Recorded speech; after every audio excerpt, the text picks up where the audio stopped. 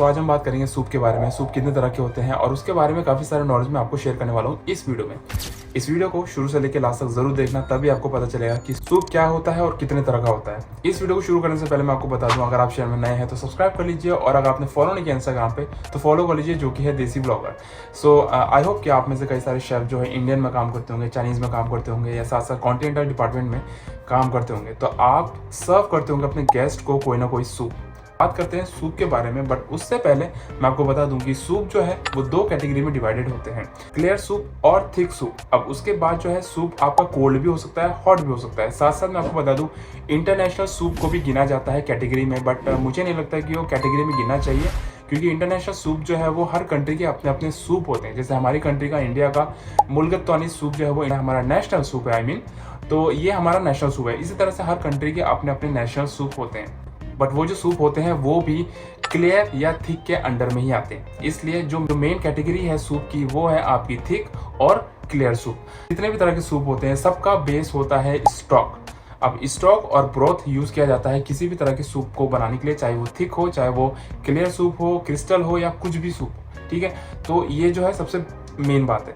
उसके बाद मैं आपको बता दूं कि सूप को हम एज अ स्टार्टर सर्व करते हैं, साथ साथ कहीं कहीं पर इसे मेन कोर्स के तौर पे भी एज अ मेन कोर्स सर्व किया जाता है। अब सूप जो है, जैसे कि मैंने आपको बताया, हॉट भी हो सकता है, कोल्ड भी हो सकता है। कोल्ड का सबसे अच्छा एग्जांपल गास्पाचो सूप है, जो कि कोल्ड सूप है जिसे कि सर्व करते हैं हम अपने गेस्ट को।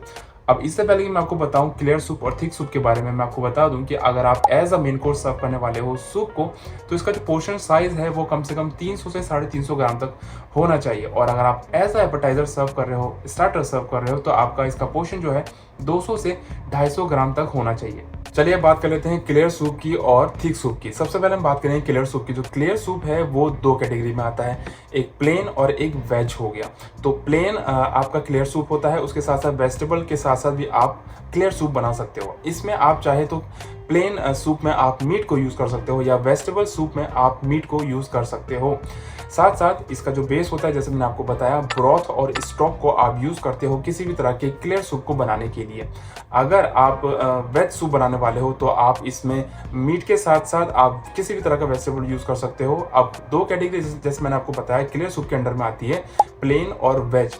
तो वेज के साथ साथ जो प्लेन जिसको हम सूप बोलते हैं वो कंज्यूम होता है, कंज्यूम सूप, जो कि क्रिस्टल क्लियर होता है, और जिसमें कि अगर आप ऐड करना चाहते हो तो आप कंज्यूम में भी वेजिटेबल या मीट ऐड कर सकते हो। तो कंज्यूम सूप और वेज सूप ये आपका आ गया दो कैटेगरी आपके क्लियर सूप के अंडर में। सबसे पहले हम बात कर लेते हैं वेजिटेबल सूप की, और उसके बाद हम बात करेंगे कंज्यूम की। वेजिटेबल सूप जो है किस तरह से बनाया जाता है, आप मेरा पाव को लेते हो, उसे अच्छे से सौते करते हो, आप गार्लिक का यूज भी कर सकते हो, उसमें आप स्टॉक या ब्रॉथ का यूज करोगे, और धीमी आंच में सिमर करके आप इसको कुक करोगे, बॉयल करोगे, जिससे कि आपका वेजिटेबल सूप बनेगा। वेजिटेबल सूप जो है एक लाइट मील है, जिसे आप as a appetiser main course भी सर्व कर सकते हो। सीजनिंग के लिए सॉल्ट पेपर का यूज आप करते हो, और उसके साथ साथ मैं आपको बता दूं वेजिटेबल सूप में आप राइस का भी यूज कर सकते हो, जिसका सबसे बड़ा एग्जांपल मैं आपको दूंगा बार्ले सूप।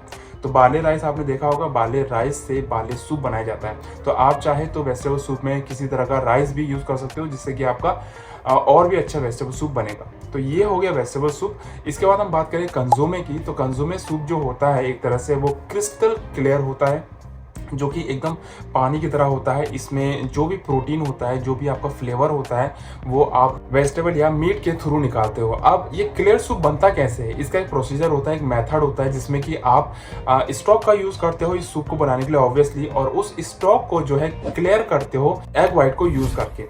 तो जब आप इस स्टॉक को बनाते हो, बेसिकली मैं आपको बता दूं कि कंज्यूम में आपका जो है बहुत ही ज़्यादा रिच फ्लेवर होता है, और इसमें आप बीफ और पोल्ट्री का यूज़ करते हो, चाहे वो बीफ का कोई मीट हो, चाहे पोल्ट्री या चिकन का मीट हो, आप इससे कंज्यूमर बनाते हो।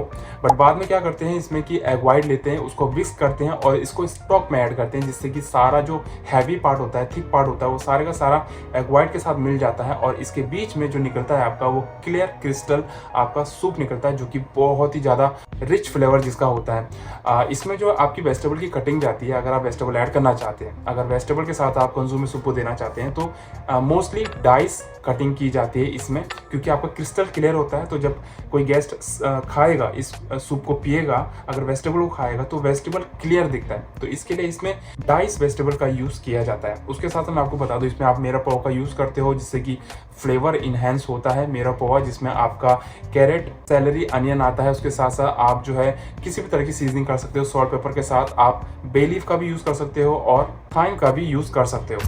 दोबारा से बता दूं, कंसोमे सूप जो होता है एकदम क्रिस्टल क्लियर होता है और इसमें आप मोस्टली बीफ और पोल्ट्री का यूज़ करते हो। इसमें जो है क्लेरिफाई करने के लिए, स्टॉक को क्लेरिफाई करने के लिए एग वाइट का यूज़ किया जाता है। तो ये हो गया आपका वेजिटेबल सूप और कंसोमे।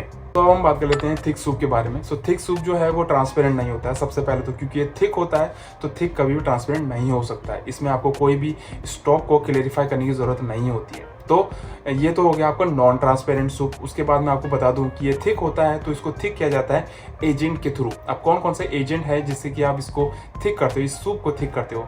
इसमें आप रू का यूज़ करते हो, साथ साथ पोटैटो का, कॉर्न स्टार्च का, फ्लावर का, और साथ साथ आप प्यूरी का भी यूज़ करते हो। प्यूरी क्या होती है? कोई भी वेजिटेबल जब आप सूप में उसको कुक कर रहे हो तो उसी को आप प्यूरी बना दोगे, ब्लेंड कर दोगे, जिससे कि प्यूरी सूप बन जाएगा। तो ये हो गया आपका थिक सूप। अब थिक सूप के अंडर में भी जो है 6 कैटेगरी आती है। इसमें आपका क्रीम सूप होता है, प्यूरी होता है, वेलुते होता है, बिस्क होता है, चौदर और पोटाज होता है। अब इनको मैं एकदम डीपली क्लेरिफाई यहाँ नहीं करूँगा क्योंकि बहुत बड़ा वीडियो हो जाएगा। छोटे छोटे पॉइंट मैं आपको बता देता हूँ। सबसे पहले मैं आपको बताऊँ कि क्रीम सूप जो है, क्रीम से आपको समझ आ रहा है, इस सूप में क्रीम का यूज़ किया जाता है। प्यूरी की बात करें तो जो भी आप सूप बना रहे हो, आपने मेरा पोहा डाला है, किसी भी तरह का वेजिटेबल, आप जो भी वेजिटेबल का सूप बना रहे हो, एस्पेरेगस का सूप बना रहे हो, ब्रोकली का सूप बना रहे हो, कॉलीफ्लावर का सूप बना रहे हो, पम्पकिन का सूप बना रहे हो, जो भी वेजिटेबल है आप उसी को प्यूरी बना दोगे, जिससे कि आपका प्यूरी वाला सूप बन जाएगा, प्यूरी वाला थिक सूप बन जाएगा। तो ये हो गया आपका प्यूरी। वेलुते की बात करें तो वेलुते जो है 5 मदर सॉस में से एक मदर सॉस है, जिसमें कि आप फिश का यूज़ करते हो, आप चिकन का भी यूज़ कर सकते हो, वेजिटेबल का यूज़ भी कर सकते हो।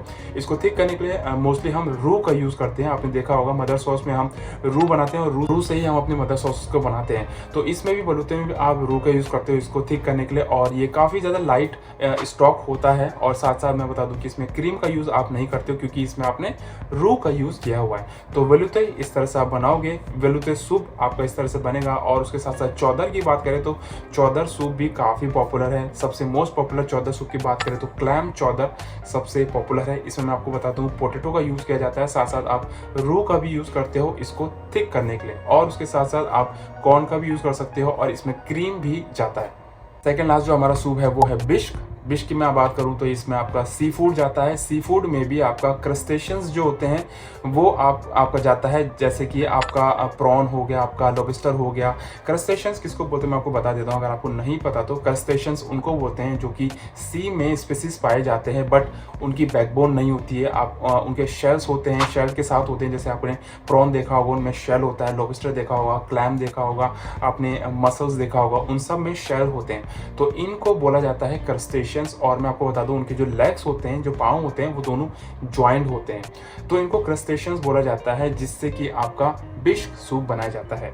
लास्ट में आपका पोटाज है, तो पोटाज मैं आपको बता दूं फ्रेंच में सूप को ही कहा जाता है। तो ये तो हो गई आपकी सूप की कैटेगरी और सूप की डेफिनेशंस। आई होप आपको ये वीडियो पसंद आया होगा। और कुछ और भी पॉइंट है बट मैं नहीं चाहता कि ये वीडियो बहुत ज़्यादा लंबा हो जाए। ये बेसिक पॉइंट मैंने आपसे शेयर करे हैं। आई होप आपको ये वीडियो पसंद आया होगा। अगर पसंद आया तो लाइक और शेयर ज़रूर करना, और अगर आपने सब्सक्राइब नहीं किया तो सब्सक्राइब कर लीजिए, जो कि है देसी ब्लॉगर।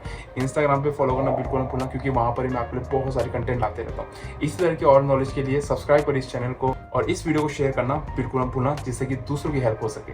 मिलते हैं इसी के साथ नेक्स्ट वीडियो में। See you then, see in the next video. Bye.